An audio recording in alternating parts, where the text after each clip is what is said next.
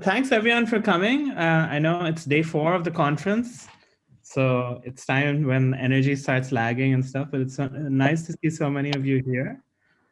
This is also our first panel of the Politics and Political Economy Study Group, which we've kind of launched at this conference. Of course, hoping a little bit for it to be in person, but hopefully in future years at some point. But we've started a listserv, and we may be having some events later on in the year. So we'll put down a link to that. So do sign up if it's of interest. Thanks also to UEA, of course, for holding this and organizing it, as well as the DSA. And thanks also to our presenters, who we're very excited to have.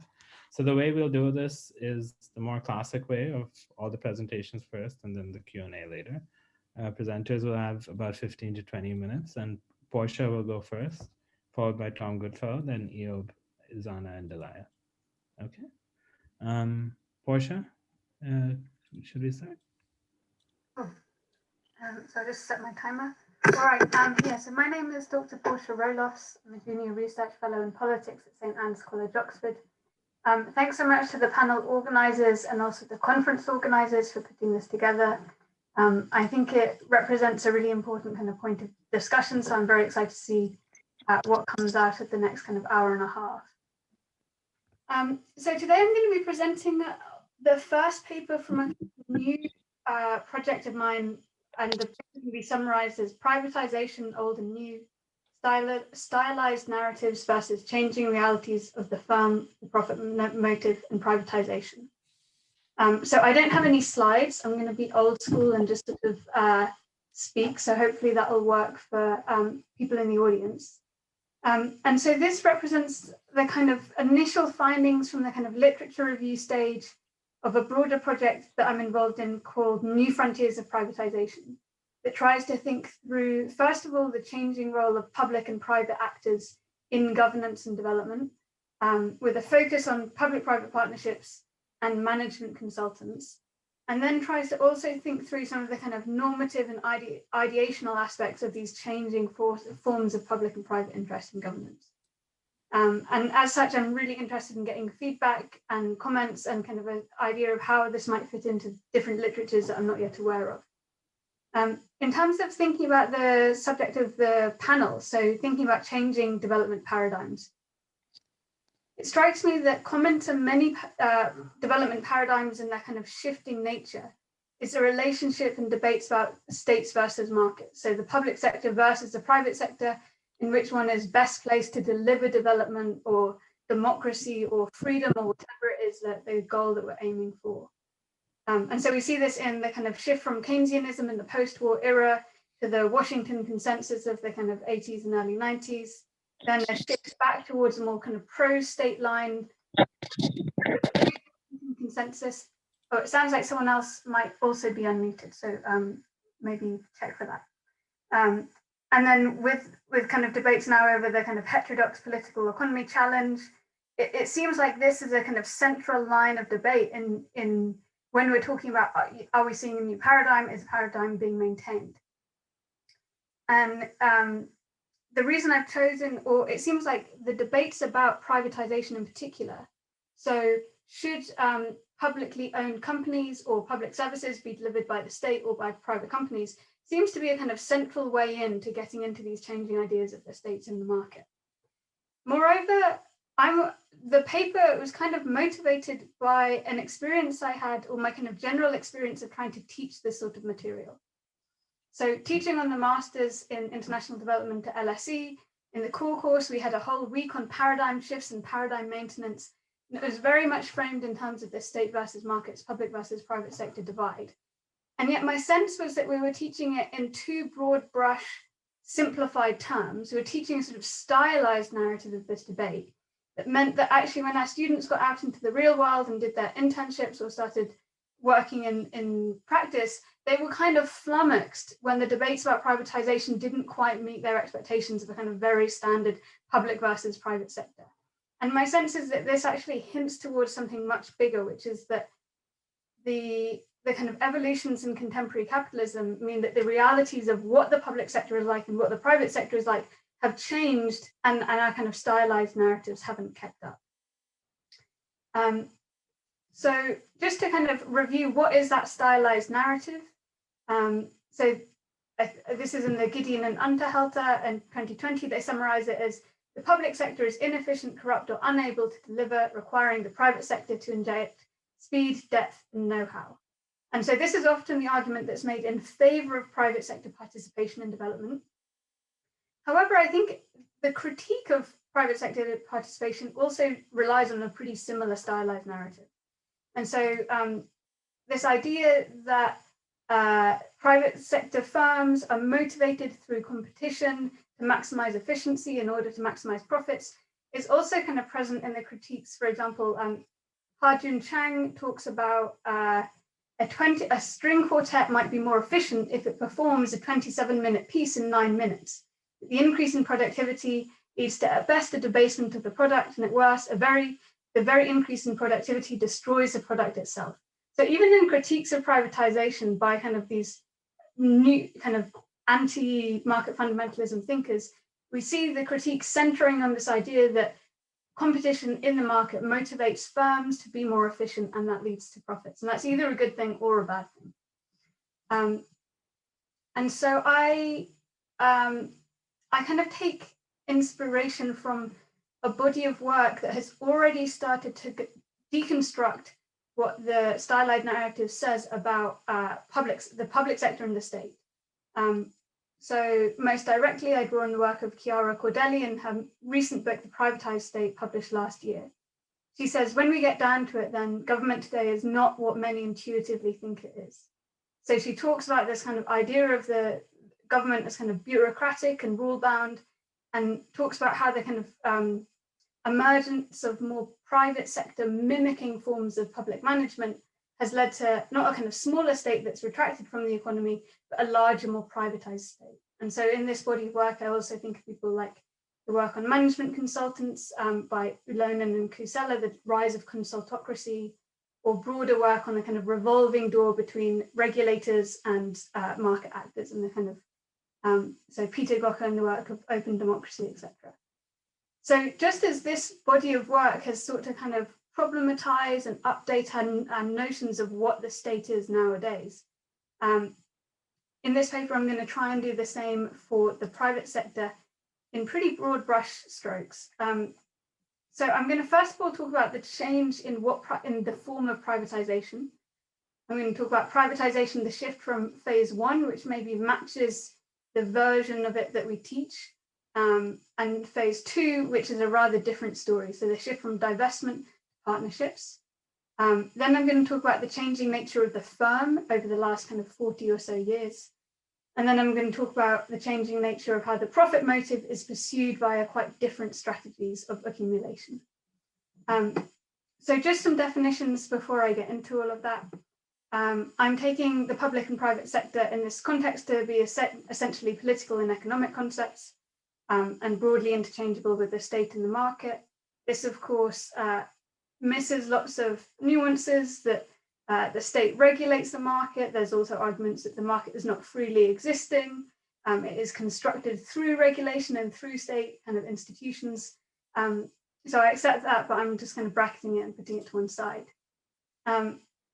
Moreover, I think it's, so central to my argument is this idea that these changing formations of privatization originated in the UK and the US, but they're also a big part of development policy, and development policy has been a mode through which they've been exported, especially to African countries, by UK and US donor organizations.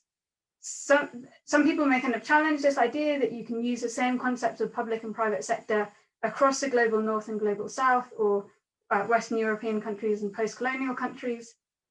If we think about the existence of twilight institutions and the various forms that public authority takes in the global South, it may be difficult to kind of use comparable concepts. But I think in terms of privatization, there is a real kind of continuity in terms of the vehicles and the ideas and the discourses and the kind of political economic formations that have been replicated in Africa on the basis of a kind of British and American model.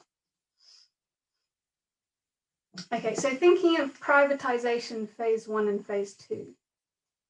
So my contention is that typically when we talk about privatization, we're imagining something like phase 1 privatization that was introduced broadly in the UK by Thatcher in 1979 and Reagan in the US in 1981, which represents a form of just market fundamentalism. So the binary of the state and the market is accepted, and it's a pushback that very clearly says the market is superior, both in terms of allocative efficiency and the normative implications, than the state.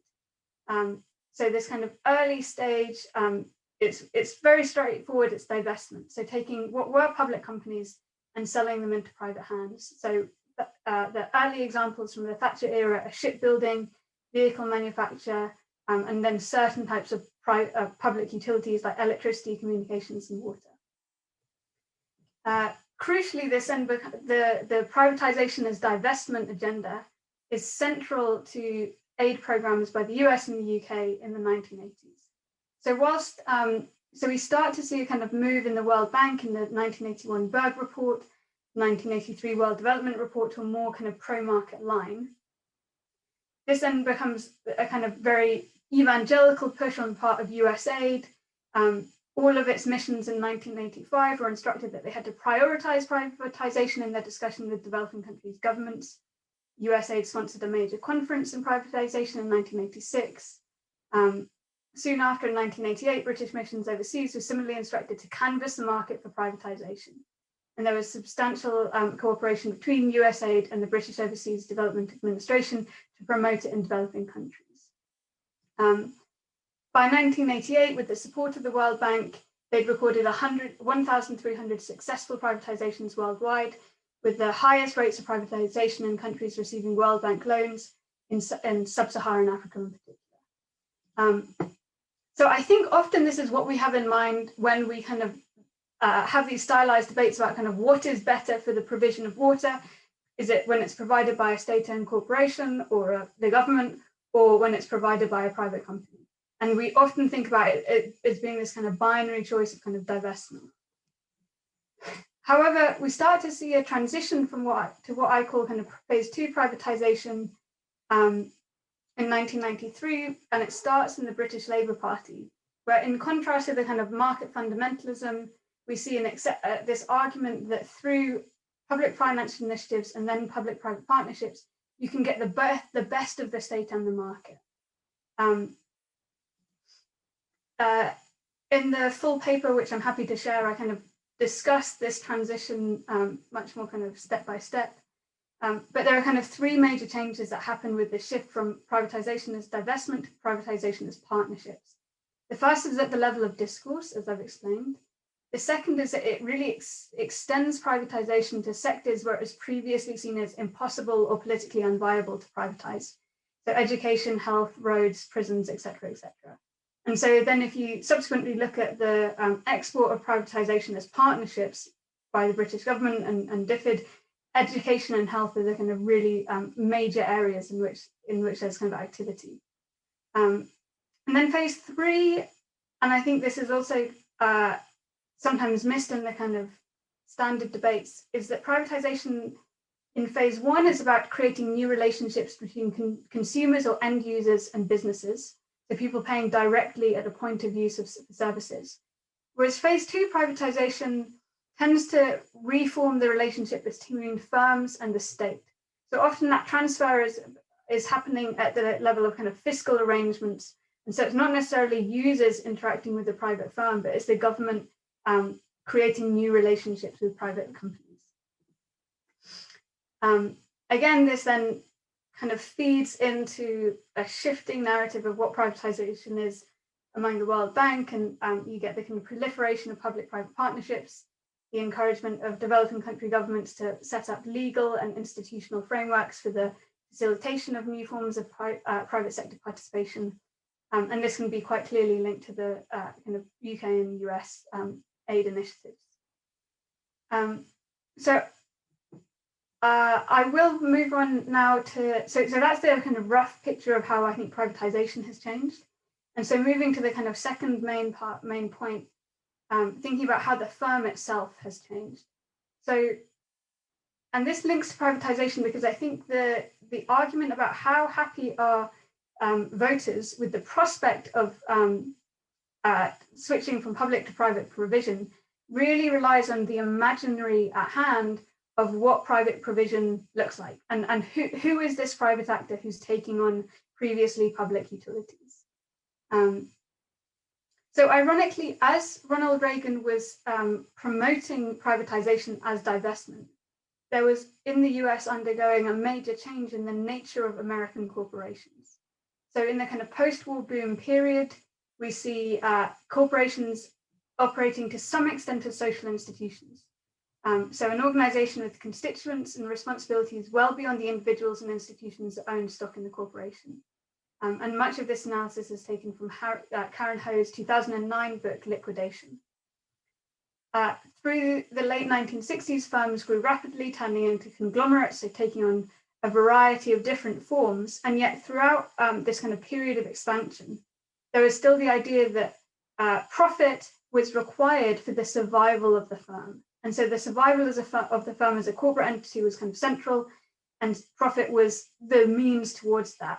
And that this operated through kind of growing efficiency, expansion into new areas, streamlining production methods, et cetera, et cetera. In terms of the constituencies that these kind of firms as social institutions represented, there's a huge coverage in terms of workers as constituents. So in the early 1970s, the top FTSE 500 companies employed 1 in 3 of America's non-agricultural workforce. So they do represent a kind of huge section of employment as well as kind of corporate activity. And in the 1980s, we see the rise of the shareholder revolution. This has been documented extensively in the literature, but broadly, it represents a changing hierarchy within firms, replacing managers as the primary decision makers with shareholders. So the owners of the shares in the company, which meant that there were very, very different sets of kind of logics, whereby rather than a firm's survival being the most important thing, it was the ability of shareholders to kind of protect their capital. So this led to massive restructuring and downsizing, the retrenchment of staff, the selling off of assets. I'll give an example. I think a good example of this is it's a well-documented case of Safeway Incorporated, which in 1985 looked like the standard, profitable, very successful kind of American corporation. It posted record profits of $235 million after a 5-year program to increase efficiency. And yet this was bought out by a leveraged buyout via an investment company who took out a loan for it, teamed up with the CEO and bought the company from its shareholders. It then, the investment company was able to make £65 million in fees, even though it led to the kind of shaving off of 63,000 workers and the selling off of assets. So this idea that actually a firm might be most profitable for shareholders when it's being dissolved, which was a kind of a big shift in the understanding of how exactly kind of capitalism would shape the firm. So just, I explore this more in the paper. I think similar changes have happened since then that perhaps less kind of widely understood. So the shift to firms as financial vehicles, so drawing on the work of people like Kate Bayliss on water provision in England, where rather than being a private company that provides water, organizations like Thames Water are more like a financial vehicle through which debts and capital can kind of be moved, and money is made out of recouping kind of the debts taken out to buy companies rather than selling water more efficiently or outcompeting the next water, the next kind of in the kind of competitive market. So sorry, I'm sort of rushing through this because I realize I've only got 2 minutes left, even of the expanded 20-minute slot. With the rise of management consultants, I think there's also a kind of challenge to the idea as a firm responding to market discipline, and market discipline being like an objective and no-nonsense driver of efficiency within firms. You see a growing role of speculation, of the perceptions of profitability rather than its kind of actual facts. So Chong in her 2018 book, Best Practice, details this in terms of the kind of the role of speculation and market capitalization, and also the construction of projected shareholder value as a kind of speculative product. So then, okay, so just to summarize, so hopefully what I've conveyed so far, and I've got a 1 minute sign, is that first of all, there have been major changes in the form of privatization. And these have complicated privatization from being merely a kind of binary of like public versus private to being a partnership. And this has led to very different sorts of state and business relationships. Secondly, there's been a huge change in what we understand as the firm. And so the imaginary of a sort of single homogeneous water firm that takes on water provision has been replaced by kind of financial vehicle and much more complex forms. And also the pursuit of profit has diverted from a kind of straightforward understanding of maximizing productivity or efficiency to other forms of pursuing profit through, for example, shareholder maximization. So what are the kind of implications of this? I think that this poses a challenge both to the advocates of privatization and the critics of, are we able to find a language in which we can convey these new complexities while still kind of, without kind of giving in to the idea often sold to the general public or students that the economy is just super complicated. So how do we maintain the kind of key changes that have happened in capitalism and that lead to a necessary revision in our ideas of privatization? So I'll leave it there. I'm happy to discuss this more in the Q&A. And as I say, there is a paper attached. So if anyone would like to look at the paper, you send me an email or a message on Hoover and I'll be happy to share it. Thanks. Thanks very much, Portia. I've read the paper. It's great. And really enjoyed it, actually. So Laura has a quick question, just in terms of the periodization. Laura Mann has a quick question, sorry, and the periodization of phase 1 and phase 2. Did you answer that? Portia, you're muted. Anyone? Yes. Okay. So just a reminder on that. So I trace phase 1 is starting in the early 80s with Thatcher and Reagan and running until about 2000 when you start to get this discourse, even in the World Bank, that maybe privatization has gone too far or needs to be moderated. It overlaps with phase 2 that starts in the UK in the early 90s with the rise of New Labour and opposition. And it really makes its way into development thinking in the kind of early 2000s as the rise of public-private partnerships. And I would say that's ongoing. So there are 2 distinct phases, but they are overlapping. Thanks very much, Portia. So now we'll move on to Tom's presentation. Tom, do you want to start? Tom Goodfellow, who's a senior lecturer in Sheffield. So thank you very much for having me. I mean, obviously I'm one of the conveners, so thank you, Pritish, for allowing me to go on our panel. And thank you, Portia, for that great presentation. I also read the draft of the paper just very recently, and it's great. And I think hopefully there should be some complementarities. So I'm afraid that I am using slides, as you can see, and I probably have too many. In fact, I definitely probably have too many, and I apologize for that. So I might have to leave a few bits out, because what I'm doing here, I haven't been able to spend as much time as I wanted preparing this, partly as I have an isolating child at home this week, and I've been having some technical problems, but I wanted to throw out a few provocations. This is not a fully developed paper yet, so I don't have anything like Portia in that sense.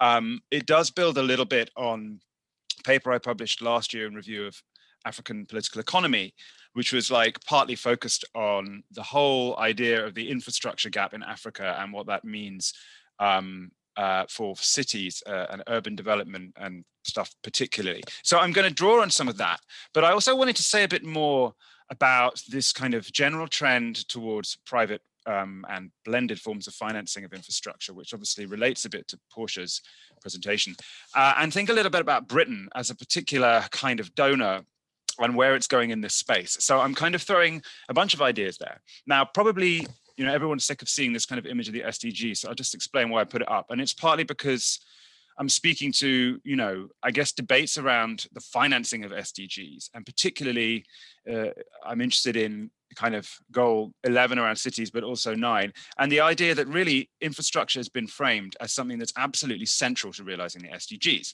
which is something that is hard to disagree with. But then when that becomes mixed up with all these debates around blended finance and bringing in private finance, you start to see some really, really problematic trends. So I'm going to look at these and look at them a bit with a view to the UK particularly. So can you see my next slide? Broadly speaking, I want to argue that amid all this attention to the infrastructure gap, particularly in relation to Africa, which I'm mainly going to focus on, this is a kind of oversimplification in a way. And what we really need to be concerned about is not that there's no finance or no infrastructure, but what are the kinds of infrastructure that are critically needed that fall between what private capital is willing to finance and what China, particularly, as well as some other donors, will finance. Because I'm going to argue that actually, by its very nature, most of the really important infrastructure, and certainly urban infrastructure, is falling between these things. And that's not adequately kind of acknowledged. And it's partly because donors, including the UK, and I'll reflect a bit on this, are basically withdrawing from aid as we know it in many ways, which of course we're all aware of it in a very concrete sense, with the merging of Foreign and Development Office and the cuts to aid. But also more generally, when we look at the priorities, we see here, you know, a range of agendas that are quite far removed from what have been considered development and the purpose of aid. And this basically shows the extent of this gulf you have between these ideas of financing and realizing the SDGs and relatedly the new urban agenda and the actual priorities that are very evidently coming through. So I'm going to talk a little bit about the infrastructure gap itself, drawing on my earlier paper, and a bit about the kind of new, what Gabor has called the Wall Street consensus in terms of how private finance is being brought in, particularly around financing infrastructure, before turning a bit more to the kind of urban question. And then in the second half, really focusing on Britain and this kind of all the ironies around the idea of global Britain in this space as it kind of withdraws really from development aid as we know it. So I won't go into this too much, but you know, this idea of the gap is part of a much broader range of discourses around Africa and capitalism and development in Africa being characterized by gaps and all these absences and kind of deficits. And the infrastructure gap has kind of come to be the most prominent one of these being discussed. And this has become, you know, kind of turbocharged over the past decade. A really key moment, I think, was a World Bank 2010 report on Africa's infrastructure, A Time for Transformation, it was called, coming just after the financial crisis. It's very clearly also about financial agendas. It goes on and on and on about gaps, mentions them over 200 times, and says quite explicitly in a quote that you can really read in a number of different ways, that the global financial crisis has only made infrastructure in Africa more relevant. So relevant to whom, you can ask, and I'll talk a little bit more about that. And you know, the estimates of what it costs to fill this gap seem to just increase and increase, with now, you know, trillions. People are talking sort of trillions, and the ways in which these are calculated are also quite interesting. And the idea that you can just kind of quantify this in a clear way. But these figures go out and they circulate and they get taken up by financial institutions and seen as opportunities. So we then have this sense of a kind of scramble to finance infrastructure, to use this term that Seth Schindler and Miguel Kanai have written about quite a bit. And there was a sense, you know, right from the financial crisis that after a long period in which public sector was mainly financing infrastructure, the private financing was really coming to the fore. Now, it's great having had Portia's presentation, because we can realize how it's a bit oversimplistic to look at it this way. And actually what we're seeing is the commercialization of the public sector, as well as new forms of private financing and new profit-making strategies. But as we got into the debates around the SDGs and how to finance them with the Addis Ababa Action Agenda, this becomes very clear. This idea of to turn billions to trillions, you need to bring in these huge amounts of private finance. And this amounts to making infrastructure a new and desirable asset class. And there's been a whole range of institutions pursuing this agenda over the last few years, central to which has been this idea of the de-risking of infrastructure finance. So putting in place, including through PPP arrangements, all of these kinds of guarantees and clauses, take or pay contracts, stabilization clauses, a whole raft of things that have particularly affected PPPs in Africa because of perceived risk, and are designed to lure in the private actors with the promise of profit, while basically shifting the risk back onto the public sector. So we see two things happening in a way. We have a kind of clear agenda around finance, but we also have the development agenda around the SDGs being putting infrastructure right in the middle. So just to take this one quote, it's very clear here, you know, to achieve the SDGs in general is in large measure a challenge of fostering the right kind of infrastructure. And then for that, you need the finance. So this is the kind of the thing going on. Infrastructure is central, and the right finance, which is taken to mean blended and private finance, is central to that. So this is from Gabor's paper on the Wall Street consensus, where, as many people have done with different kinds of consensus, she takes the Washington consensus and says, you know, this is going beyond the post-Washington consensus, because it's much more about these particular modalities of financing. And in particular here, if you look at some of those ones towards the bottom, this is really in the space I'm talking about here. So privatization of pension funds, bringing them into things like infrastructure, PPPs, and all of this de-risking that's going on, accompanied, by the way, by new forms of surveillance capitalism to understand better how infrastructure is used and how it can be made more profitable. So turning a bit to the kind of urban focus, which I'll dip in and out of because I haven't really streamlined this presentation very well. I also just want to make this point that the cities are very central, because in many respects, particularly with large transport infrastructure, but also other things, the connection of urban hubs, which are the primary economic hubs, along with resource extraction sites, is really the goal of much of this infrastructure. And that's becoming quite explicit in the way some financial actors talk about it. So McKinsey have stopped talking about emerging markets, or certainly in some of their output, they've urged people to think about cities and the linkages between cities, rather than like a whole emerging market at the national level. So you basically have a situation now where you have these development agendas that are in many ways very bottom up. You know, the SDG process we all know about, similar thing from the new urban agenda.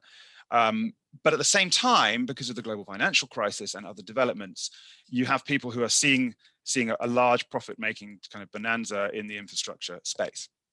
Now, if we look, this is just to kind of pull out some of the main things from that urban SDG and the new urban agenda as well.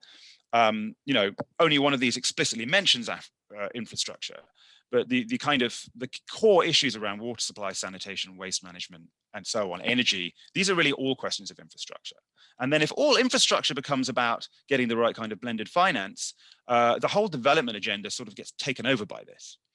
Now, this is another just interesting graphic to consider from a paper that looks at changing discourses and debates in research on sustainable urban infrastructure. And it basically argues, periodizes things from the 80s up to 2009, and then 2010 to 15. And it makes the point that discussions that were happening around issues like development, investment, and environment have all kind of coalesced in the recent period into a kind of interest in urban infrastructure. So it's a bit complicated to explain, but these lines kind of demonstrate clusters of discussion where they were and where they've ended up. And so what that kind of shows you is a lot of the debates on investment in the space of infrastructure have been pulled into a kind of a more holistic series of discussions and interest in urban infrastructure. So it's like this hot issue in so many ways. But I just want to pause here for a moment and reflect on what we mean. There's not a lot of time to go into this, but actually it occurred to me as I came across this graphic, which was actually published in some kind of right-wing website in the US, that the discussions happening in America around Biden's infrastructure plan are quite interesting and relevant, because they've led to a large debate about what infrastructure really is and what should be considered infrastructure. And as this image shows you, hospitals, schools, climate, these things shouldn't be considered infrastructure in some people's minds. And if you think about what infrastructure actually is, right, by some definition, I think this is quite useful. It's an investment that amplifies or increases spillover effects. So in a kind of simple economic sense, there are externalities, and that's why it's so important, and you invest in it. And obviously states want to do that because they want to improve outcomes broadly, and donors are interested in that. But private investors very often want to be able to internalize the gains of their investment. They don't want all these beneficial spillovers happening randomly that they can't recoup profits from. So we have a fundamental kind of issue here that if you're trying to make infrastructure appealing to private investors, so that they can internalize the benefits, that's kind of at odds with what we might want infrastructure to do, right, in being infrastructure. And this is definitely threaded through to some extent the debates in the US and the way we might think about infrastructure finance in development as well. So the question is, if we know there's these huge needs, it's been highlighted, there's a massive gap, why isn't all this finance just coming in? Because on one level, it is coming in, right? Lots of private, all kinds of private equity firms and other actors are coming into infrastructure, but in a very limited way and in only very specific sectors of infrastructure. And this is what McKinsey call the infrastructure paradox in Africa, right? So they talk about how there's this huge need, but there's basically a massive funding gap. And this is partly because of this perception of risk, which also is very misleading. There's quite a lot of evidence growing now that actually this is a bit of a lie, that African markets are much riskier to invest in. In fact, default rates are quite low. Generally speaking, the cost of government bonds is always, the interest rates, the bond yields, sorry, are much higher. There's a kind of Africa-wide issue here. And as experts on the continent have said, they're sort of plagued by a prejudice that there's this high level of risk. And what this perceived high level of risk means is that the deals that private financiers are willing to enter into have to be very, very complicated with a huge amount of de-risking. And that basically means many of them don't get off the ground at all. So I won't go into all this, but this is just an example, again, from McKinsey about all of the things they believe that need to happen for more private financing to come into infrastructure. And if you actually look at these, I mean, it's almost like saying, in a developing country, you can't meet these requirements, because these are all obviously, currency fluctuations, amount of political risk, very kind of typical of countries who are most in the need of this kind of finance. So it becomes almost an impossible task, apart from certain kinds of infrastructure, which for one reason or another can be made very profitable. So actually, there's loads of finance, right? There's loads of finance there. And even these actors themselves say there's something like, $500 billion out there that's potentially interested. And if you look at specific things like the issuing of a Eurobond this year, it was hugely oversubscribed with all manner of investors really interested. So for me, the paradox is not quite McKinsey's one. I'm going to flip it slightly and say there's actually lots of finance available and interested in infrastructure. But the question is, why is so little of it targeted towards these spaces of real need, the real critical infrastructure of everyday life, which doesn't seem to be attracting these kinds of finance? Now, I mentioned China briefly because the question arises as well, there are all these other actors clearly very involved in infrastructure. But again, Chinese projects have their own criteria, which are sometimes political, geopolitical, or they might be important for the survival of state-owned enterprises, but that doesn't necessarily make them targeted to need and to the things like the SDGs. So my point overall here is that basically in all of this, the aid, in a kind of old sense, donor support to infrastructure is kind of falling through the bottom. It's almost assumed it's not needed. The priority is to bring in private finance, and actually aid to infrastructure of a conventional kind is falling in relative terms in many ways, despite the fact everyone's talking about this huge infrastructure gap. And this is partly, I would say, in urban areas. It's really problematic to try and attract that kind of private finance, because it has all these spillovers. It gets used in all kinds of ways, heavily, often by the poor, it's not at all easy to make profitable. It's often repurposed and used in ways the investors don't intend, and it's really expensive, particularly things like transport infrastructure, because of the need to acquire land and all these kinds of things, which donors often won't fund. So this whole kind of discourse is not addressing the fact that these kinds of infrastructure are lacking and won't be attractive to much of this finance. So this is actually slightly repetitive because I haven't streamlined my slides, but I also wanted to make the point about governance, which is, if you look at the complexity of urban governance, because of the number of different actors and agencies who tend to be involved, the problem of governing metropolitan scales, which is a massive headache for lots of governments around the world now, where your cities have grown so big, they cross all the borders, and you have a lot of competition between agencies in a tight space. this means it's extremely hard to de-risk them. And so these critical urban infrastructures also fall down because of governance reasons, you might argue.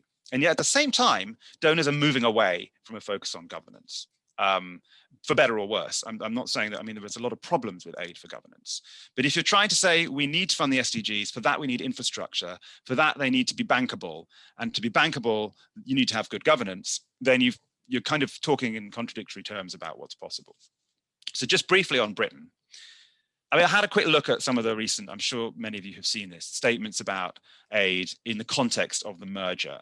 And actually what's extraordinary is if you look at this merger and the kind of integrated way Britain is looking at aid and defense and development and so on together, there's almost nothing about aid. It talks about various parts of the world, but not really in a context of development or aid.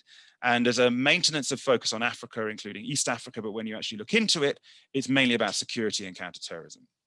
And all the discussion about infrastructure in that particular document, the vast majority is about British infrastructure and how to get that financed, or it's about security and surveillance infrastructure. And actually, Brexit means that we no longer have access to the European Investment Bank, and now there's this whole problem of how to get private finance into British infrastructure. So, you know, even the idea of getting those resources into the developing countries is problematized.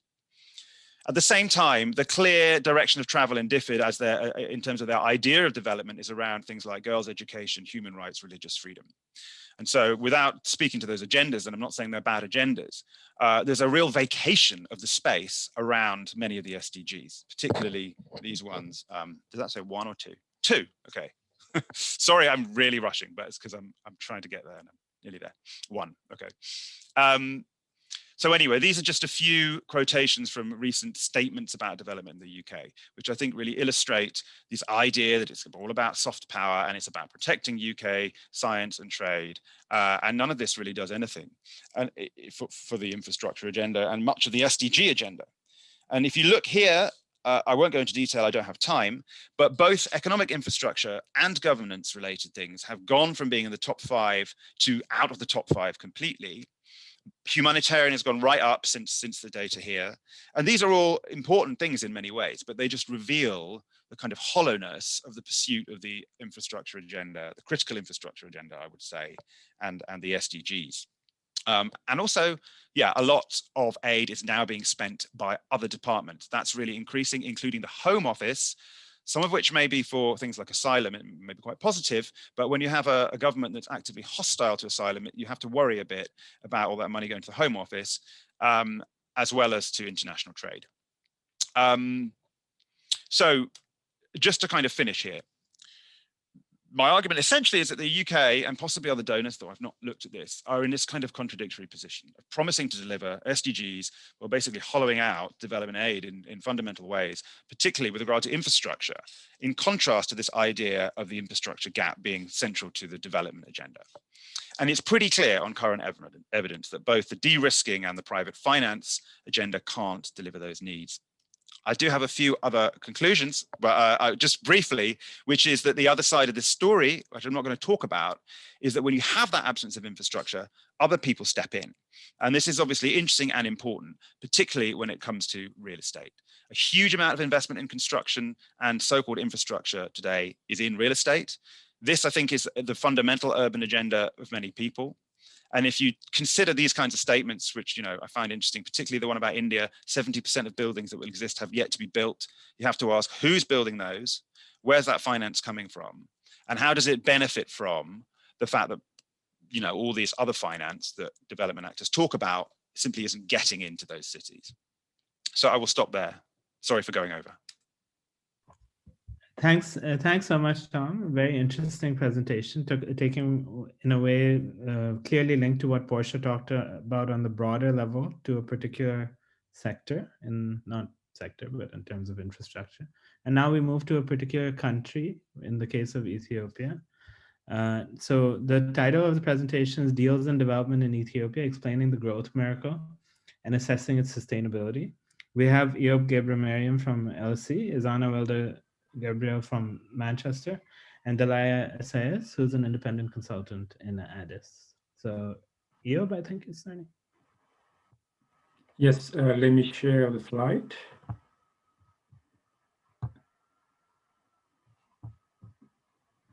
Okay, let me make it full screen. Can you see the slide? Okay, great. Thank you, Pritish and Tom, for accepting our proposal first to this panel. And yeah, today I'll be presenting with my colleagues, Izana and Dalia. And as you see, the title is Digital Development in Ethiopia, explaining the growth miracle and assessing its sustainability. This research is funded by ICID, and we already have a full draft of the paper and already received some preliminary comments from ICID and trying to finalize it in the coming few weeks. I think both Portia and Tom did representations which are quite complementary.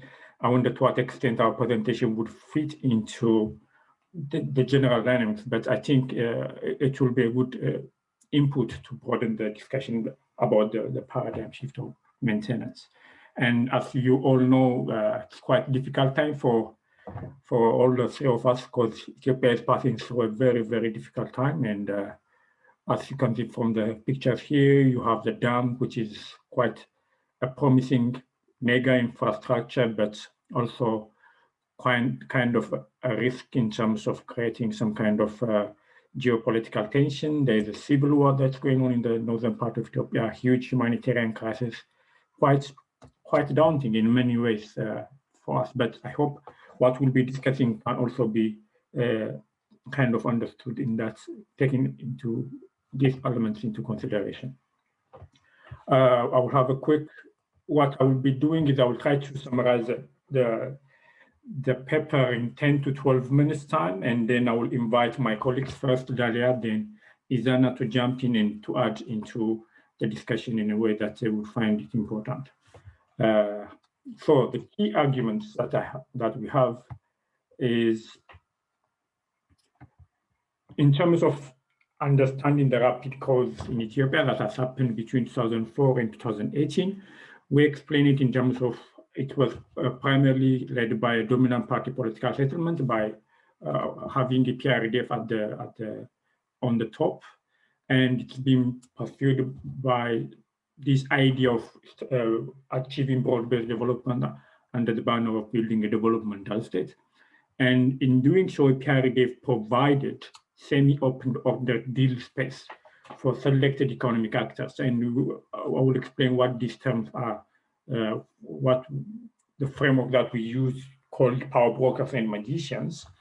But what has happened particularly since 2012, but most importantly post-2015, was an internal power struggle, which is primarily focused on the distribution of friends that has been generated through this rapid economic growth, created a fracture within the ruling party, which was organized along ethno-linguistic lines, so which has also contributed for the rising ethno-nationalism.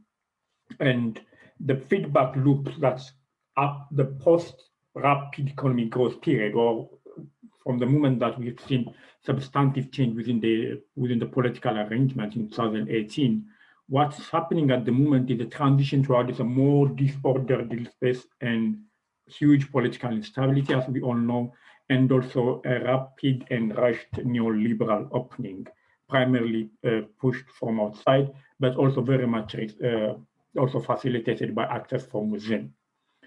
The Deals and Development Framework, there is a very accessible book, open accessible. I hope British can share the Oxford University Press link, where you have this book edited by Prashad Sen and Worker, where they define this framework as a way of understanding economic growth and transformation, particularly by focusing on the way in which that the nature of the deal space is operating, and also by taking the particularly political settlement and the rent space as the core variables. And what do you mean by rent space? It's primarily defined in terms of the structure of the economy within a given country, and identifying the economic actors based on two paradigms. One, the kind of markets that they target. Are they targeting the domestic market or the external market?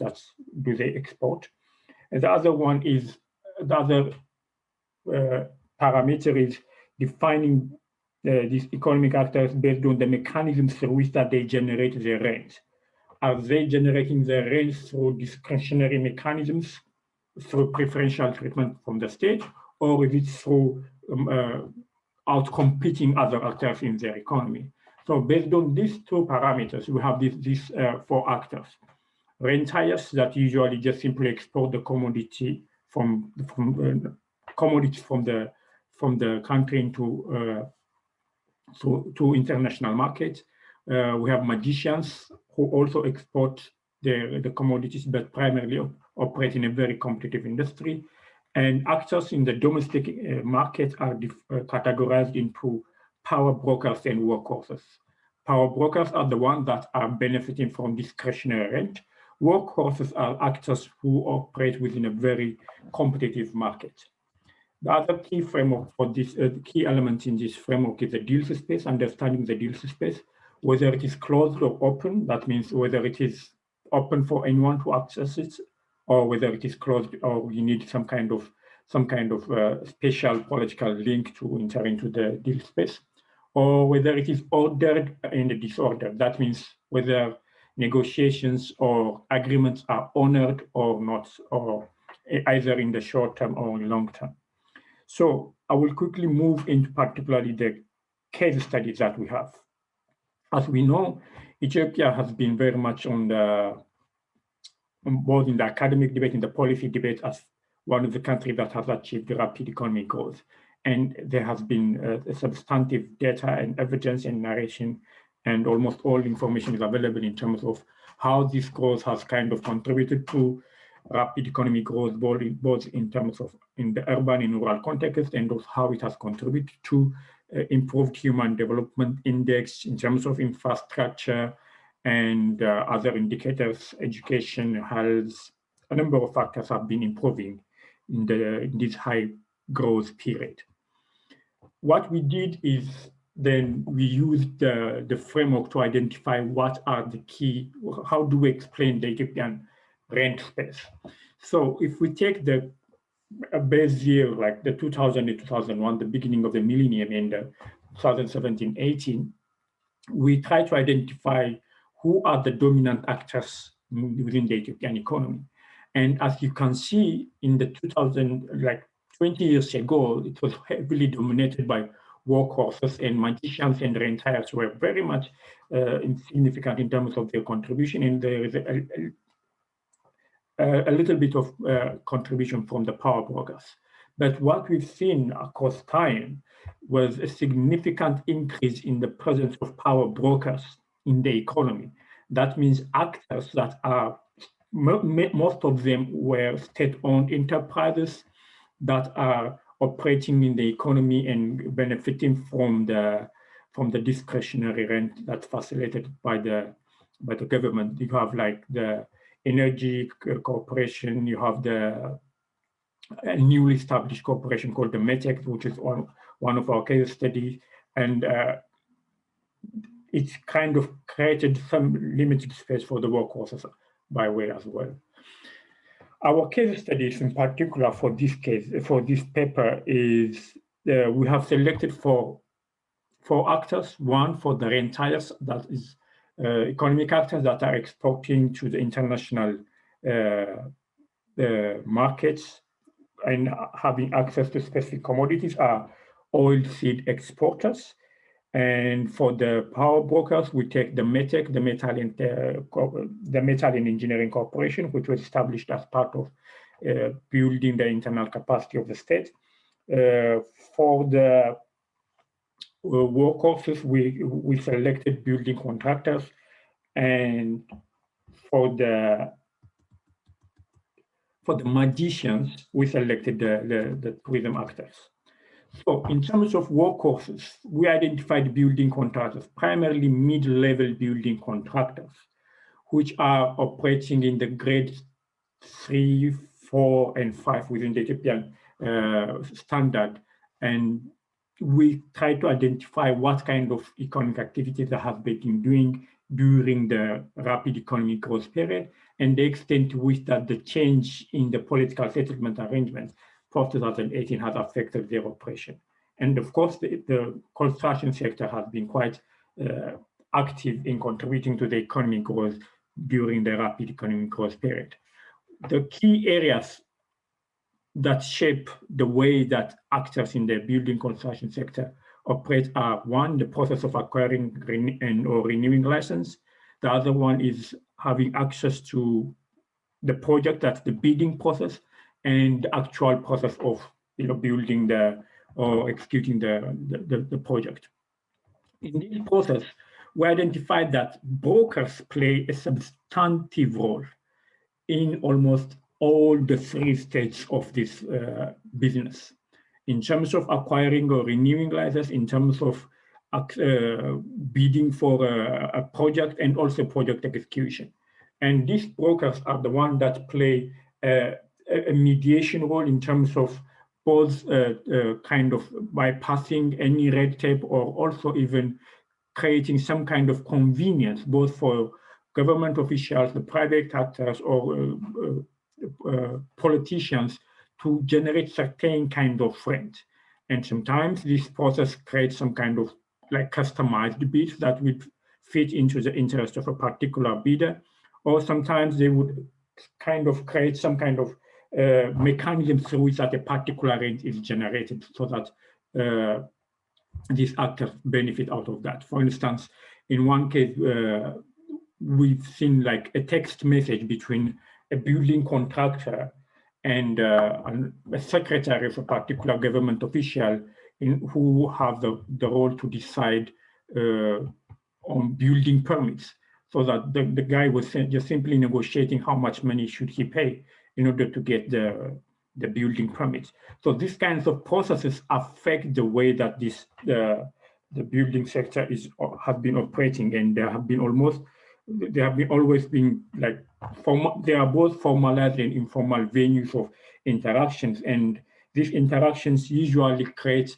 a mechanism through which that rent is generated, primarily for the political officials and the government officials. The contractors, they have a very weak organization, a very weak association, and most of the time this association is usually used to the interest of the leaders, and they usually just take their position to have more connection with government officials, so that they have better access to contracts. What we have understood from the data that we collected is it is more of anyone can get licensed so long as you pay for that, but the core part of the deal is still very much limited, because having a license wouldn't allow you to get more contracts, because the main aspect of getting contract is close to people who have access to government officials and their interests. And of course, after 2018, especially the public awarding of contracts do show some kind of opening up, but there is still some kind of political baggage associated with it. And people that are, and ethnic politics has already become very much at the center of it. And in the pre-2018 period, people that are closely associated with the Tigrayan People's Liberation Front, who want to claim more access through their ethnic lines, were having more access to resources and contracts. And at the later stage, now people who associate themselves with Oromia Prosperity Party, or the Prosperity Party in general, are having more access to it. And what we've seen is it's more of there's kind of disruption within the deal space, and the opening up is still very much at the partial level, and that's what we've observed. In terms of the oilseed exporters, what we've seen is it's a very ordered space, if you want, because it's one of the key export items for the economy, and the government has not been that much active in terms of generating extra rent from it. It's what it tries to do is to facilitate a mechanism through which that this natural resource is easily exported and the foreign currency is generated, so that it enters into the economy to contribute into the rapid economic growth system. And of course, the oilseed exporters are well organized, they are well connected with the government, and they know how to influence decisions in a way that would fit their interests. And the Ethiopian Commodity Exchange has provided sufficient platform for this very orderly operating of business. The other example that we have for this paper is the power brokers, and we took the Metal and Engineering Corporation, which was established in 2010, primarily spearheaded by the ideals of building developmental states and building internal technological capacity. And of course, it was aligned with the military, and it's a huge conglomerate of almost 100 subsidiary companies are divided along 15 industries. And it was given huge government contracts, including the Great Ethiopian Renaissance Dam and the provision of various kind of supplying to the government in different ways, building city buses and also provision of some other technological inputs to different government offices. For instance, in terms of, but that process was very much dominated by political interest, because this is a military organization. It is part of the military. Its heads are almost all of them are retired military generals, and they were part of the political elite in terms of, particularly from the TPLF side. And what it was, the room in which that it was operating was very much closed, and there was no any oversight from any arm of the government in the way that it was operating. And this has created huge room for corruption and embezzlement of resources. And at the moment, post-2018, it was disbanded, it was minimized, and most of its officials are now already in prison. And I think the latest audit shows that the government may take almost like 1.3 billion pounds. And what's happening at the moment is reshuffling it and moving it into in a different arrangement, and all the mega projects that it has been operating into are cancelled, and kind of its operation has been downsized significantly. And this was significantly part of the newly emerging or the changed political settlement that's happening, because the dominant actors in this process were primarily associated with TPLF, who is now very much on the margins of the internal political dynamics. 1 minute left. 1 minute. Oh, without even sharing, there's time for my colleagues. Okay.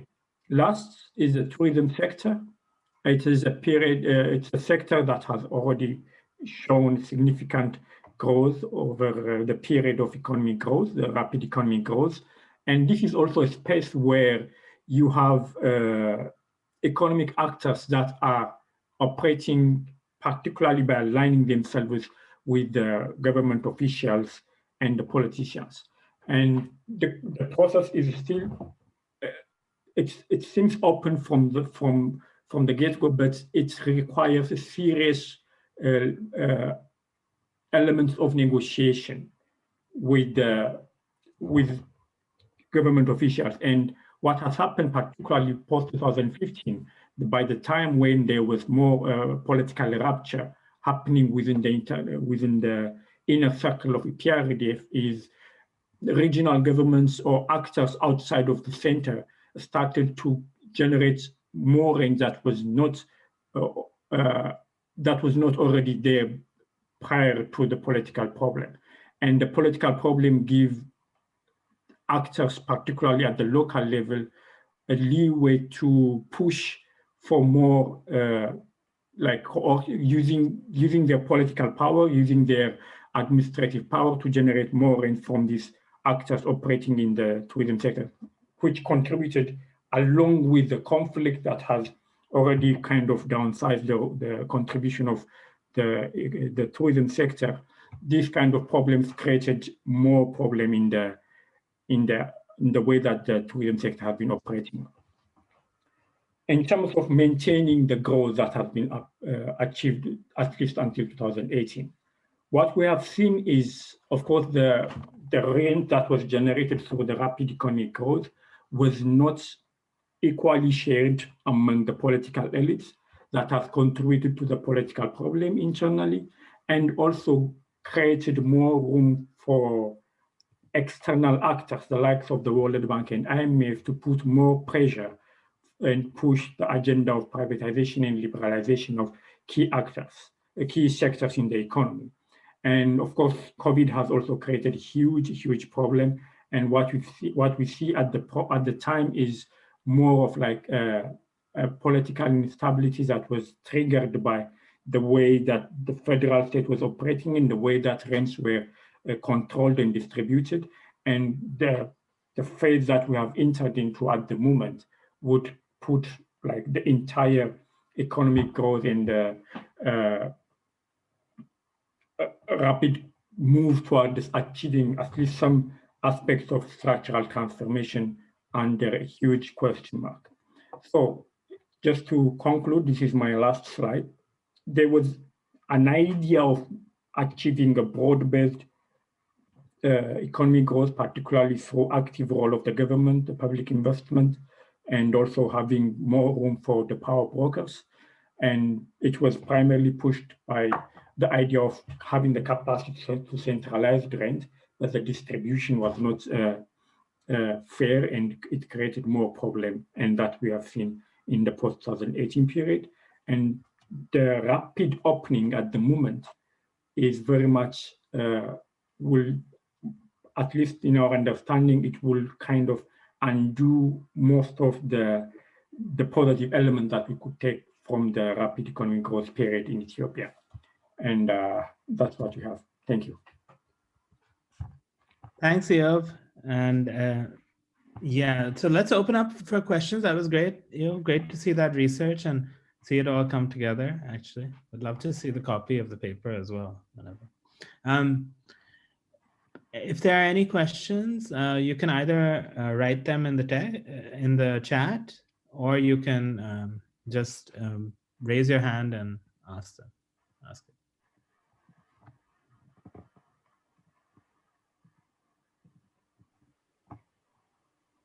Okay, so let's start with Portia. I had a question for Iob and his co-researchers, and it's maybe very kind of preliminary to your framework about the kind of deals and development, and so I don't really know the kind of history of it, but it makes me think of the North Wallace and Weingast work on open access orders. And so it seems like a key part of your work in the deals and development framework is that the openness and the accessibility of these orders varies sector by sector. And I think you've shown that really clearly empirically. But I wondered if you had an account of like what explains this variety sector by sector. Is it just that different ministries are in charge, or is it that certain sectors are more strategically important? And so the kind of imperative to get some sort of efficient and productive activity there is more important, or is it political will, or is it kind of that is determined by international actors? So this is probably super preliminary to your whole conceptual framework, but it would really help me understand your project. Thanks so much, Portia. I think an important question. Laura? Hello, I'm hopefully audible. Am I audible? Yes. Yeah. Okay. So I thought they were all three papers were really interesting. I have some questions for Portia and a sort of half-formed question for Tom. So my questions for Portia, which are more well-formed, is I wonder whether, I really like these kinds of papers and studies that kind of trace the way in which sort of social management, I guess, kind of moves across the world and kind of takes on new forces as it moves. And I know from working on higher education and also on agriculture in relation to African countries, the kind of dismantling and privatization of higher education was really seen, was kind of justified in terms of the rate of returns and this idea that the beneficiaries of higher education, there was like more private returns and it was an elite project. And certainly that was kind of the justification around sort of deprioritizing industrialization as well. And so I wonder, how does kind of class arguments around public services being kind of having biases in them interact with these kind of two phases of privatization, both, you know, in the UK and internationally? So that's the first question, is like, how does that kind of like critique of, and then the kind of segmentation of public services kind of fit into this? And then the second one was, I see some kind of parallels between the second phase of privatization and business models within the digital economy, where you have these multi-sided business relationships, these kind of multi-sided business models where the platform kind of has a relationship with the users and then has a relationship with other third-party businesses. So I wonder sort of to what extent this kinds of public-private partnerships and these kinds of shifts to having these more complex relationships is also kind of being facilitated through these kinds of digital platforms. So those are my two questions for Portia. Let me see, where did I write my question for Tom? I mean, for Tom, it's actually kind of similar, the similar question about kind of platform business models. And I've just written a paper with Gianluca Iosolino where we look at the kind of similarities between the post-war centralized investment, where there was a kind of perception that it was difficult to get investment because of external economies and the fact that businesses couldn't capture kind of the spillover. So you give them all of this kind of preferential sort of relationships, and you kind of allow them to be monopsonies so that they can get the external economies that you can guarantee that, you know, it's not going to be risky to invest. And we see similarities with that in terms of the platform business model, where you're effectively trying to reduce all of the risk within the whole sector by allowing the platform to kind of coordinate the behavior of all of these different third parties. So I'm wondering whether you see kind of similar business models in kind of vital infrastructure, where the way that you de-risk the investor, for the investor, is that you kind of give them this kind of governance control over the whole sector. And, you know, through a kind of platform business model where all these different kind of service providers are integrated into one system, whether you see that kind of modality. We were seeing it in agriculture and trying to coordinate investment in agriculture, but I wonder if the same logic is kind of in these areas where individual investors are too risk averse. So you're kind of orchestrating the whole system to kind of eliminate the risk. Sorry, that was a very long question, but thank you to all of three. Thanks, Laura. Very good questions and useful. I'll just pick up on that if that's fine. If you have questions also, please do put them in the comments, or you can raise your hand. So Eob and Izana, I have one question for you and one maybe more for Portia and Tom. Thanks, I really enjoyed it, and it's quite really detailed research, of course. So when Tom and I actually were part of that book, and we found the deals in, at least I definitely found the deals in development framework a bit dissatisfying, in the sense that I found that a lot of the spaces were generally prioritizing growth above transformation. And you see how the sectors are discussed, as you mentioned, tourism being a magician sector. It kind of, Pritchett et al. Talk about this in terms of the growth acceleration it's causing in the tourism sector. And I mean, that kind of obscures you to exactly what's happening, and what tourism only has potential for being productive and sustained, especially at a time with COVID, if linkages are created, right, domestically. So I'm wondering, I guess my question is more like, now that you're using the framework, do you think it's useful? And do you think it's, where do you think its deficiencies lie? And my other question is more for Portia and Tom. So a feature part, both of you talk about the financialization side of this. And I guess in terms of thinking about it from the British aid perspective, CDC is, of course, the investment arm of British aid, etc. Is still, it's actually hosted in Mauritius, right? So it's a tax haven. So I'm just, I mean, of course, it's not that the Chinese development arm doesn't have stuff in Hong Kong, etc. as well. But do you, does that financialize, because often, you know, there's a lot of conflation as in what is financialization. Is it just hedge funds or where they're based and how much tax they're paying? But do you think that that's analytically relevant if they are taking advantage of tax havens, or do you think that's, or if they're hedge funds in America just directly investing or something? Thanks. So should we start in, let's start in the way we present it. Portia, maybe? Okay, thanks so much. Great questions.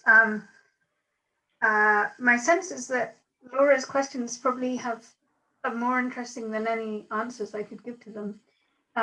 But I think so. So just kind of thinking about the two phases of privatization and their relationship to these kind of class arguments around public services.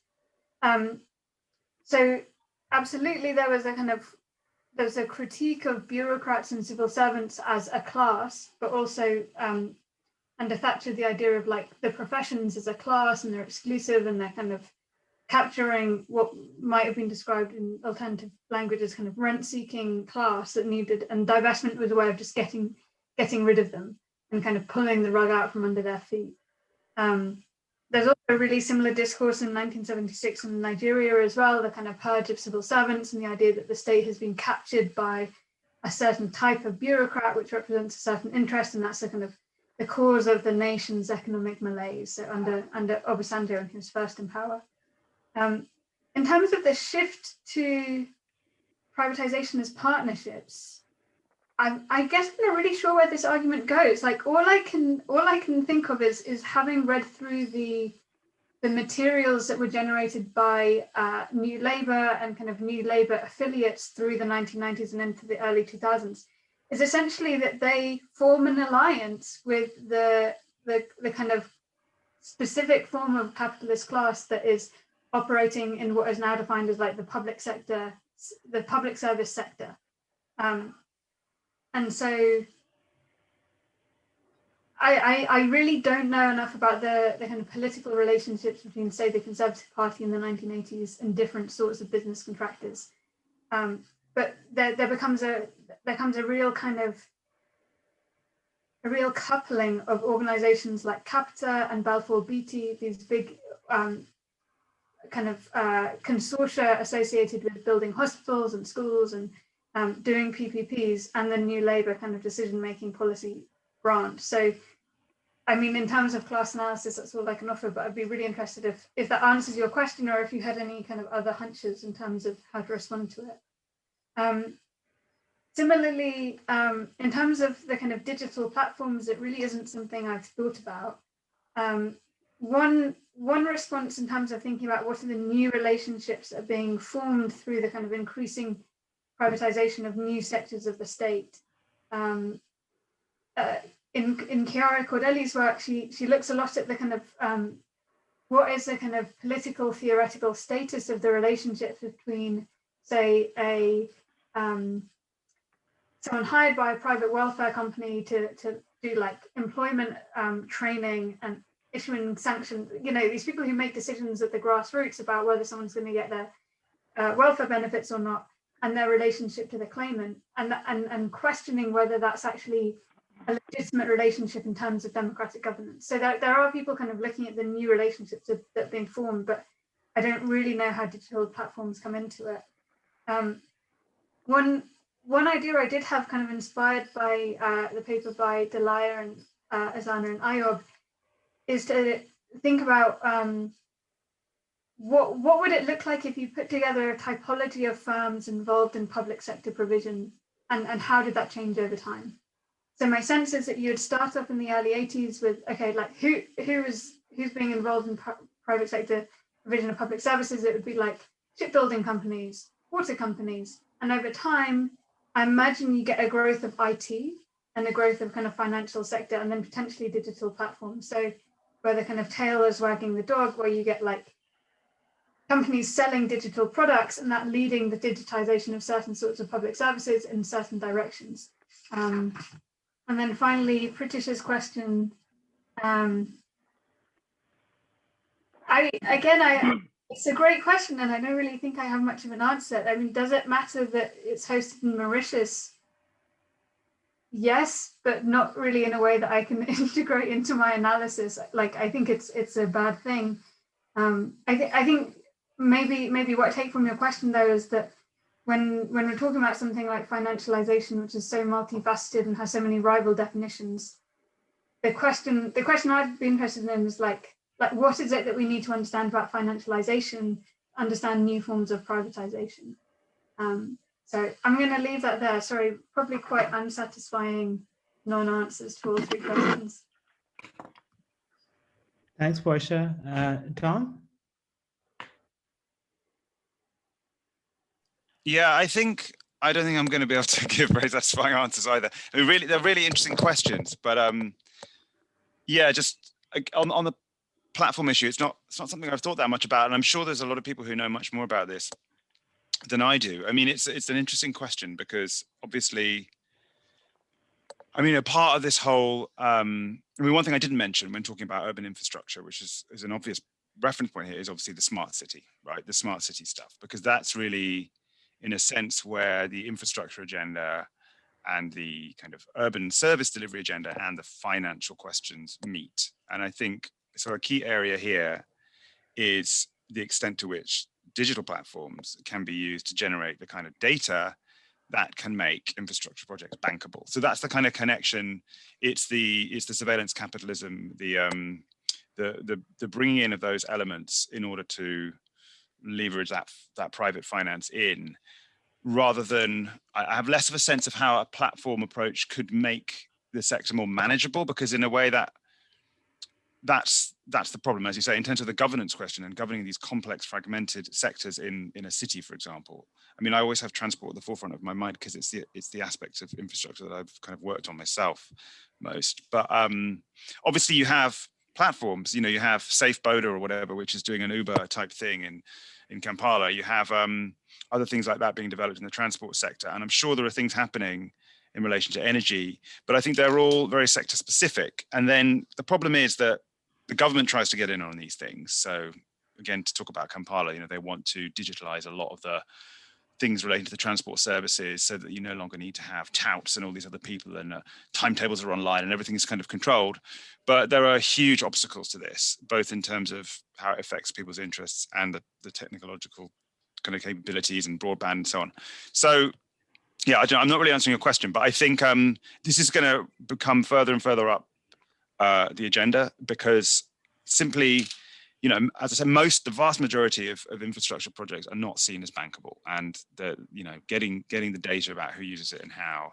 So I think that's going to be the key role of platforms. I think governing these kinds of sectors through platforms becomes much more problematic. So on the CDC issue, yeah, again, I mean, I actually didn't know, I'd forgotten that it's based in Mauritius. That does seem, yeah, problematic. I mean, CDC, it's interesting to think about the role of CDC and other DFIs and just how they've become more central to development, and the interesting parallels with, you know, the Chinese in Africa, the China Africa Development Fund, which does that kind of direct investment. But you know, they have been such a minor player, but there's clearly a big push to make them more central. And the problem for me is, I mean, certainly if they're in Mauritius, that's a question. Why they're based there is a very serious question, and I'd be interested to look into that. But it's also about what they're doing in their rationale, because they know they have a problem, an image problem, in justifying themselves, like CDC. The controversy has been around things like investing in hotels, which seem to have not much developmental impact, and they actually commissioned a study on the developmental impact of you know, construction and real estate, as you know, and they actually do hardly any of it. But the interesting thing is that these organizations want to do a lot more. They want to get much more into the construction real estate space, but there's always this tension between a growth agenda and a broader development impact. And yeah, I think it's very hard for the DFIs to just take the place of other forms of development agency in any significant way when it comes to, you know, poverty reduction and associated development goals. But yeah, sorry, I don't have much more I can say on that. Thanks, Tom. Is Anna Ayub Delaya? Okay, taking advantage of my age seniority, I'll take the lead. First, I want to respond to Portia's question, you know, why the difference between different sectors. I mean, we can think of, you know, three major reasons. My colleagues would add on that. The first one is, you know, the internal organization of the sector, or, you know, the internal organization of the industries or the firms that dominate that sector. And the second one is the market relation of those firms, you know, how do they sell their products, you know, whether it's a government contract or whether it's a foreign market. And the third one is the relation with state officials and the value of the sector, you know, in the broader economic trajectory. Let me try to explain what I mean. When we talk about the internal organization, is, you know, how the discipline of the organization, how well structured it is of the individual firms. If we take, for example, the Maytech example, it was established in 2010. Right after its establishment, it was given, you know, several projects, you know, without building its bureaucratic structure, without building its organizational structure, without having, you know, the sufficient technical expertise. It was flooded with, you know, huge projects, huge industries, which it cannot, you know, manage to manage properly. So the internal organization of the firms is very important. And the second one is, you know, the market relation. If Maytech, you know, whether they perform well or not, they're still going to get their contract, they're going to be paid. So that reduces the chance, you know, to perform well. On the other hand, with system, with the oilseed exporters, you know, their market is the global market, so they need to stay competitive, stay alert, and become, you know, perform well. So that, you know, that determines this. You can see is, you know, in the case of Ethiopian Airlines, you know, its success. Although it works in a very closed deal space, you know, it's performing, you know, quite remarkably. And the third one is the relation with state officials and the value of the sector, or you know, to the growth of the overall economy. Maytech, I'll also use the Maytech example, because since it was valued as a leading firm that leads, you know, technological adaptation and also leading the industrialization of Ethiopia, just like POSCO or the steel and iron corporation in South Korea, you know, it has a huge leeway to make mistakes, and also because of it is because of the power relations between the firm managers and the state officials, they cannot control this sector. But if you see in the other sectors, the government have a higher power in disciplining, you know, those sectors, you know, compared to that. So these are some of the things that we found. My friends would add on that. On Pritish's question, one of the things that when we were dealing with this framework, one of the things that we noticed is that implicitly, it's not that much explicit, but implicitly, the framework, you know, promotes, you know, neoliberal policy solutions. If it's ordered and open deal space, that means, you know, things would be, you know, it would facilitate structural transformation and economic growth would be sustained. But it doesn't have, you know, a place or a room for, you know, growth enhancing rents. like this kind of countries, like the private sector is not going to invest on technological capacity building or technological capacity accumulation. So how can we build that? I mean, we need to create a rent and invest it on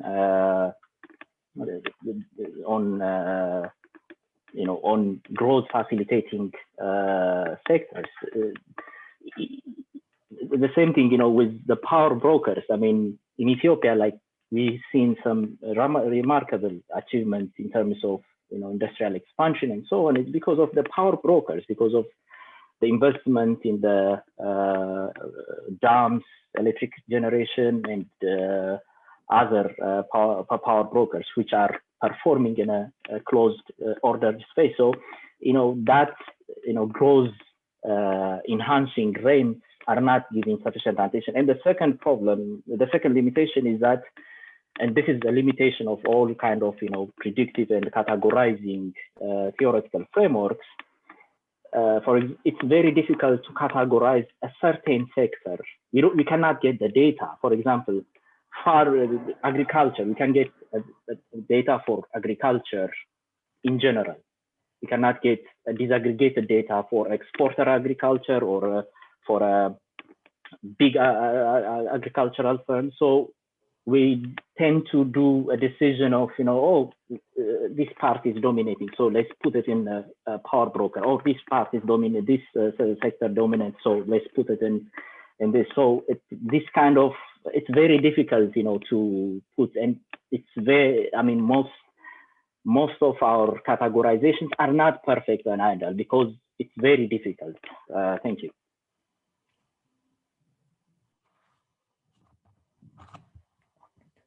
Dalia, do you have anything to add on? Yeah, I just want to add also on Heritage question.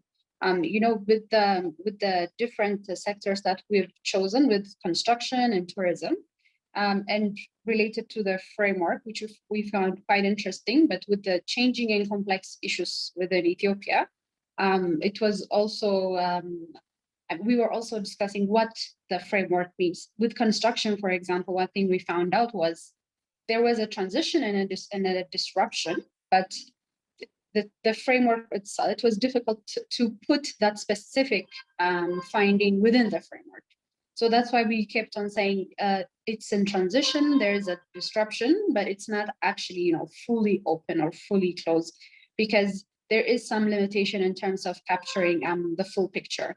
I think in terms of tourism and generally with, service sector, I wish the public officials are listening to this discussion. Is what we've seen with Corona and the expansion of the pandemic is that, yes, these sectors need backward and forward linkages, and their relationship to structural transformation need to be rethought. Although there is now huge ambition, even in Ethiopia, to continue to invest in these specific sectors, although we have seen how far they can survive in such complex situations. So I think even when we review how the framework has actually captured the story of tourism and how it fits within our debate, one thing that we have shown, or the framework has tried to show is, okay, you might want to invest in this specific sector, but what is really its contribution to the structural transformation, to the overall debate that we're trying to bring? And that is limited. So yes, you can say, okay, this is a very important sector and it contributes to the industrialization that we're looking for, but you can also say, what is actually the role of this sector? And how can we create priority in terms of where the government can invest? And so I thought it was quite helpful in that way. Thank you.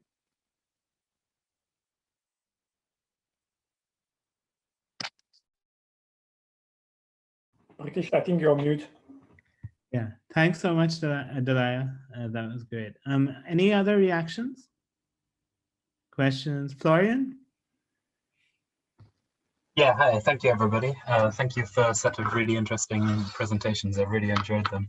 I've got a sort of invitation to reflect for Tom and Portia, and then an actual question for Zana and Dalia. So for Tom and Portia, I wonder whether you've looked at the sort of emerging literature on state capitalism and whether you have any thoughts on the idea that there's an increasing amount of state actors moving into things like infrastructure investment, but doing so while taking on the kind of logics and modes of operations that we would have previously associated with private market actors. If you look at London real estate markets, for instance, you see huge investments by sovereign wealth funds from the Middle East, for instance. So I wondered whether you had any thoughts on that. And then sort of bringing it to the theme of paradigm maintenance, it seems that you've both talked about ways in which essentially kind of market idioms are used, but the actual profitability of these things depends on establishing non-market relationships, or at least extremely regulated relationships. So I wonder if you have any thoughts on what that tells us, where the sort of free market ideology is going. Thank you. And then for Eobizana and Dalaya, I'd also like to gently poke some holes into the deals and development framework. And I wonder if it doesn't sort of oversimplify the empirical picture a bit. So on the one hand, the category is a little bit too simple. So if you look, for instance, at apparel exports in Ethiopia, you see that there are some companies that are tied into very sophisticated global production networks and sell to H&M and companies like that. And other companies sell to far less demanding markets. And that does, so they're both, you know, exporters working in competitive industries, but it generates very, very different labor regimes and kind of strategic imperatives for these companies. And I wonder, sorry, excuse me, whether the framework can capture that. And secondly, if you're looking at rents, I wonder whether the firm is actually the sort of the most appropriate level of analysis. Because if you look, for instance, at Ethiopian private capital, quite a bit of it is held by sort of family groups that operate across different sectors. And so they might very well operate a hotel in the tourism sector, as well as a flower farm, as well as a construction industry. And if we're looking at the distribution of rents, shouldn't we be tracing ownership rather than firms in individual sectors? Thank you all very much. Thanks, Florian. Any other questions? Last chance. Okay.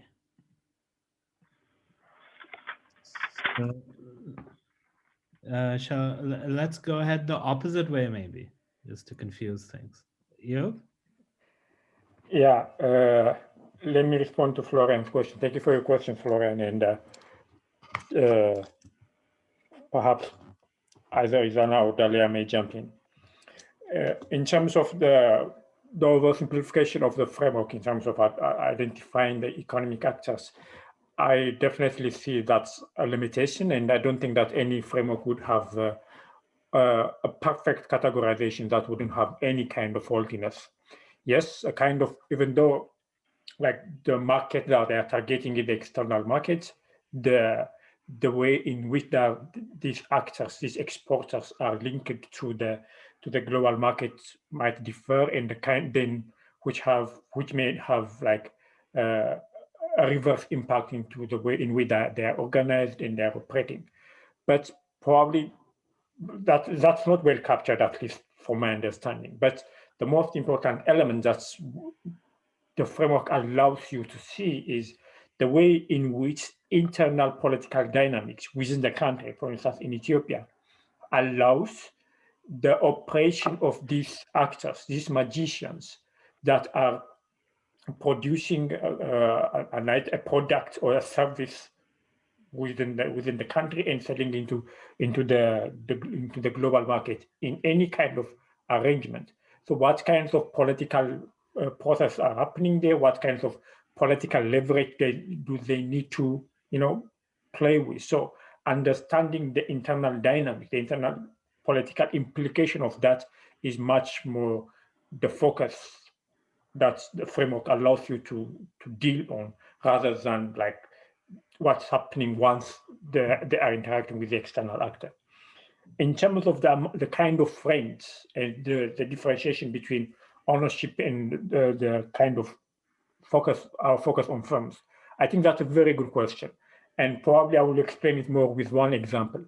One thing that we have observed, like especially for the oilseed exporters, the kind of the high predictability of somebody who is involved in exporting oilseeds and generating foreign exchange or foreign currency has somehow created a room for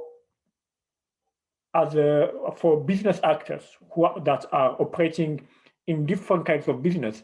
They will just try to get a license from the Ministry of Trade, get a license to export oilseeds, and enter into the market, right? So that means they are using, and they do so primarily for the sake of securing foreign currency, right? So they may have different kinds of businesses. Probably they are importing cars, probably they are exporting hide skin, or they are engaged in hotel tourism, whatever. For the sake of facilitating another arm of their business, they usually enter into the export of oil seeds, so that it's much more easier, very predictable. Once they get a license, they can facilitate their engagement with crucial actors, and then they have access to the foreign currency that they have generated through the national bank, which they can use to import a product from outside. And even though they do sometimes lose in the way of exporting the oilseed, they can kind of generate more income from what they import using that foreign currency. So of course, this dynamics is quite interesting for us. But for us, just by focusing on what we've seen in one particular sector, allows us to understand these dynamics. And I think you noted very well that it's not well captured in the framework, but the data will allow, the data at least we generated allowed us to see these kinds of dynamics. Thanks, Eob. Tom? I'm conscious we're running out of time, so I'll just be very brief. I mean, interesting questions, Florian. Thank you. Yeah, on the state capitalism, I think it's interesting to think about. There's a kind of question about kind of financialized relative to non-financialized forms of capital going into these sectors, but there's also one about, yeah, state sort of sovereign actors. And yeah, it just strikes me that in the real estate sector, I mean, yeah, in the real estate sector, what you're increasingly seeing is obviously domestic forms of capital, but also often these kind of sovereign actors investing in real estate overseas, like you mentioned, certainly in the UK. And I think, yeah, obviously the state itself, sorry, I've slightly lost my train of thought there. I'll come back to that. Your point on free markets, I was thinking about, as you say, the extent of de-risking and the extent of work that's being done by the public sector to bring in that, finance capital is just another example, I think, of how, the myth of the free market. It's kind of obviously a really extreme example in a way of the fact that this market it doesn't operate as a free market. It doesn't function in that way. I'll try and remember my other point about state capitalism, but I'll hand over to Portia. Portia? Yeah, super kind of thought-provoking comments there from Florian. I think, I mean, all I'd say is that the two questions actually just kind of bring me back to one of the kind of motives to me kind of moving into working on kind of privatization, which is if the history of the last kind of 40 years of capitalism can be summarized as like de-risking, which is a word that's just kind of come into popular usage through like the Wall Street consensus, but really that's the whole process. And Pritish drew my attention to this in his reviews of the paper as well. And yet the legitimacy of the market and of market actors still seems to remain very high. And so if you look at like the British government's justifications of certain like corrupt practices in the kind of COVID procurement, like it fell back on this very, very simplistic language of like British businesses doing great work, straining every sinew. Like we could never have done it like that in the public sector. Thank God we had these kind of market agents here. So I guess I'm just kind of fascinated by, as you say, the market idioms hiding very, very different modes of operation. And, how is it that kind of market idioms have retained some sort of legitimacy for really disadvantageous kind of social, political, and economic arrangements. And so I'm hoping that somehow in kind of delving into the kind of discourse and reality of privatization, it might somehow shed light on that. But yeah, I think I'll leave it there. So thanks everyone for, firstly, thanks to presenters for really great and thoughtful presentations, including answers to the questions. And thank you for being such an engaged audience and staying with us. So at least in the UK, the sun seems to be out. So it's great that you still managed to come to us. I know elsewhere it may not be the case. As I mentioned, Tom and I have launched a politics and political economy study group. I did put a link to that, so do sign up for our listserv. Next year, we are planning to have a kind of study group meeting outside the DSA about a particular topic. And Indrajit said that, are you planning a special issue edited volume about this topic? Maybe after the study group meeting later on, I don't know, I'll talk to Tom. Maybe Tom has the answer for that question. But we do have a presentation, we do have a panel next tomorrow at 2 p.m. I think. Tom will be chairing, Laura Mann, Tadashi Hirai, Tobias Woodke, and I will be presenting. So do join us for that. It is the very last panel of the conference. So let's see if you can keep your energy levels up. So Tom, last word for you. Yeah, no, just to say we're over time now. Thanks, everyone. I'll be chairing. Do come. It's going to be a great discussion. We've got 4 really interesting presentations. So I look forward to hopefully seeing many of you there then.